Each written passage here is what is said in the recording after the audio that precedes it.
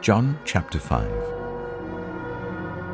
Sometime later, Jesus went up to Jerusalem for one of the Jewish festivals. Now there is in Jerusalem near the Sheep Gate a pool, which in Aramaic is called Bethesda, and which is surrounded by 5 covered colonnades. Here a great number of disabled people used to lie, the blind, the lame, the paralyzed. One who was there had been an invalid for 38 years.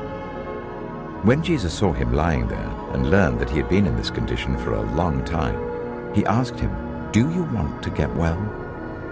"Sir," the invalid replied, "I have no one to help me into the pool when the water is stirred. While I'm trying to get in, someone else goes down ahead of me." Then Jesus said to him, "Get up, pick up your mat and walk." At once the man was cured. He picked up his mat and walked. The day on which this took place was a Sabbath, and so the Jewish leaders said to the man who had been healed, "It is the Sabbath. The law forbids you to carry your mat." But he replied, "The man who made me well said to me, 'Pick up your mat and walk.'" So they asked him, "Who is this fellow who told you to pick it up and walk?" The man who was healed had no idea who it was, for Jesus had slipped away into the crowd that was there. Later, Jesus found him at the temple and said to him, "See, you are well again. Stop sinning, or something worse may happen to you." The man went away and told the Jewish leaders that it was Jesus who had made him well. So, because Jesus was doing these things on the Sabbath, the Jewish leaders began to persecute him. In his defense, Jesus said to them, "My Father is always at his work to this very day, and I too am working." For this reason they tried all the more to kill him. Not only was he breaking the Sabbath, but he was even calling God his own Father, making himself equal with God.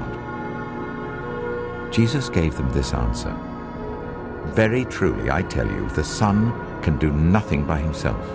He can only do what he sees his Father doing, because whatever the Father does, the Son also does. For the Father loves the Son and shows him all he does. Yes, and he will show him even greater works than these, so that you will be amazed. For just as the Father raises the dead and gives them life, even so the Son gives life to whom he is pleased to give it. Moreover, the Father judges no one, but has entrusted all judgment to the Son, that all may honor the Son just as they honor the Father. Whoever does not honor the Son does not honor the Father who sent him. Very truly I tell you, whoever hears my word and believes him who sent me has eternal life and will not be judged, but has crossed over from death to life. Very truly I tell you, a time is coming and has now come, when the dead will hear the voice of the Son of God, and those who hear will live. For as the Father has life in himself, so he has granted the Son also to have life in himself. And he has given him authority to judge, because he is the Son of Man. Do not be amazed at this, for a time is coming when all who are in their graves will hear his voice and come out. Those who have done what is good will rise to live, and those who have done what is evil will rise to be condemned. By myself I can do nothing. I judge only as I hear, and my judgment is just, for I seek not to please myself, but him who sent me. If I testify about myself, my testimony is not true. There is another who testifies in my favor, and I know that his testimony about me is true. You have sent John, and he has testified to the truth.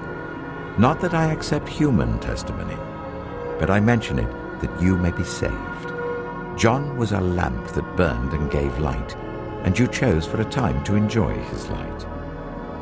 I have testimony weightier than that of John, for the works that the Father has given me to finish, the very works that I'm doing, testify that the Father has sent me.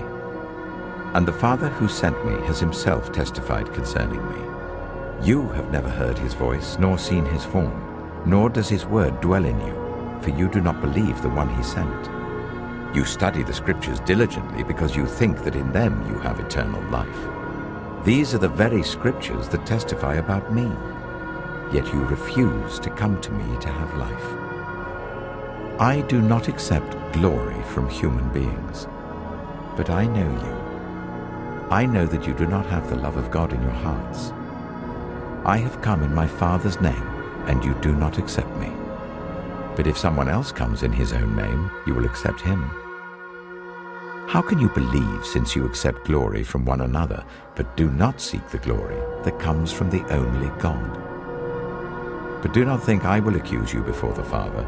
Your accuser is Moses, on whom your hopes are set. If you believed Moses, you would believe me, for he wrote about me. But since you do not believe what he wrote, how are you going to believe what I say?